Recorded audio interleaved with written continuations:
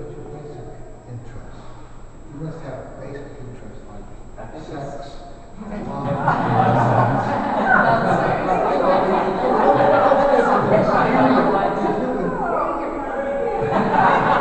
Sex is kind of a universal human. Is that what you teach at CCA? Well, I mean, I think I don't, it's hard for me to kind of narrow it down like that, but, you know, it's like as a kid and as a young adult, I felt like I had kind of a wild imagination. I was always subjecting my friends and my family to these sort of fantastical, hypothetical scenarios. Like, what if you did, but they were always really kind of dumb. But so I think as I sort of became an artist, it was an extension of that. Like, art was a place where I could do things that weren't normally done.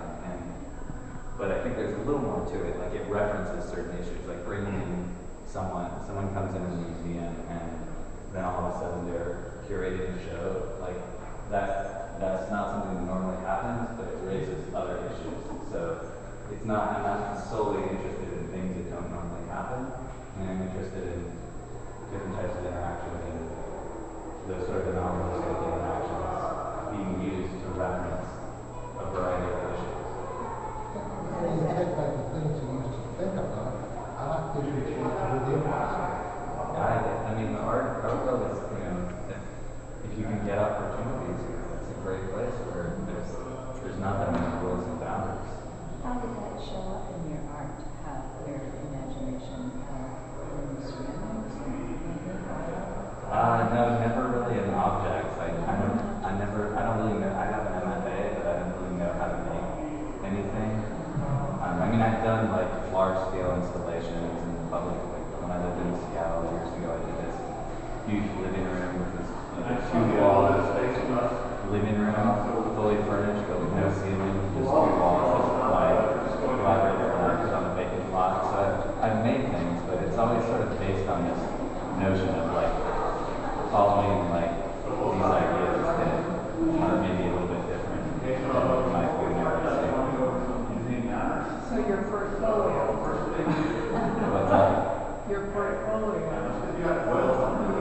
Do I have one? What is it? Well, that's like, you know, I mean, my portfolio, like, Well, I mean, usually an artist has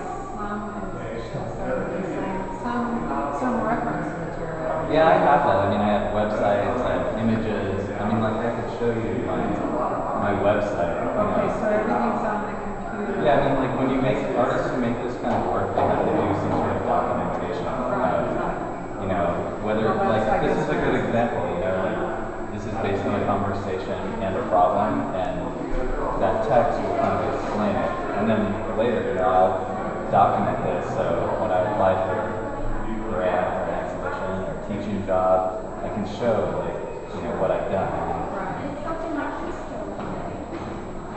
Yeah. To me, it sounds like it's more about the development of the creative process. In other words, how you move through a creative process. The end result is quite as important as going through that creativity. And I think that's what you're documenting. I mean, you have a chat with your wife, and you know, you talk about this, and that becomes part of it. Or this woman in her husband sitting down in front of you, and something comes out, but your mind is always saying, I mean, it sounds like Yeah, I mean, in this particular where do I go instance. from here? Yeah, here, definitely. And, I mean, but I think, like, within the, because to me, like, this piece actually brings up a lot of issues of, like, an institution saying to an artist like me, hey, we want you to do something, you know, and we want it to involve interaction, and we hope it does. And then all of a sudden, I'm in this space, and it's kind of alive, and people are coming in, but how do we know how to have a conversation, or how do we know how to begin? And so it brings up parts of the process. But even your grant giving, I mean, that itself, you put your arms around that and say, well, that's another issue of this creative process idea that I have, and how I take it from beginning to make something happen. Yeah. What kind of ideas do you get from your network? Oh, from waiting tables? Well, I mean, I got that idea to give the grants away. At the time that I came up with that idea, I was working at the fifth floor, and I was thinking a lot of that.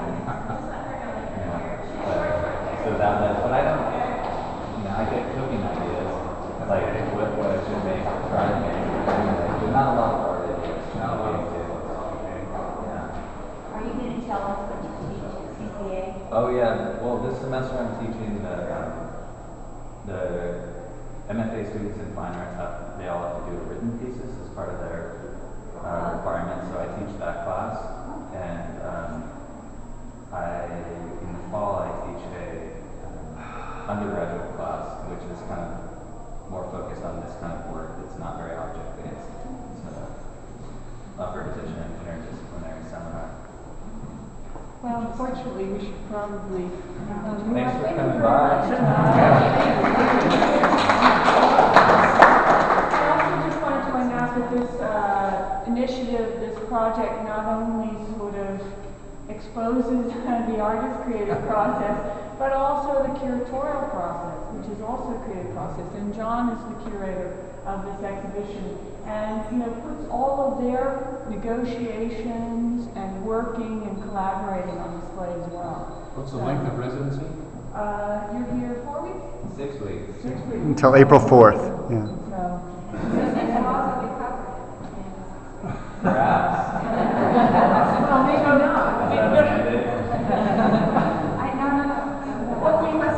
What we found with the last one, and I suspect from the way Josh is talking, this will be the same, is what you really want to do is come back at the end of the residency. Because this will be a whole different space, and Josh's thinking will be in a very different place, as will John's in the museum.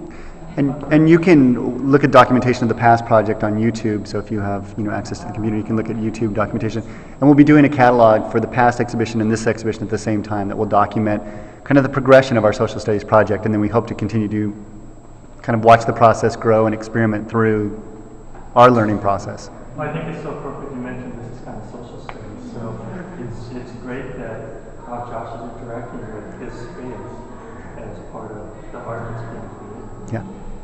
And my sense too is coming back at the end of 6 weeks, you only see the end product. You don't see the so you have to come back every day. You're right. And stay all day. And that's some of the things we came up with the last residency is we had the artist left the residency and we had it up for another 2 months. And how do you interact with the space that That's right. can people still interact with the artist out there? So those are some We'd be happy to have you come back every day. definitely.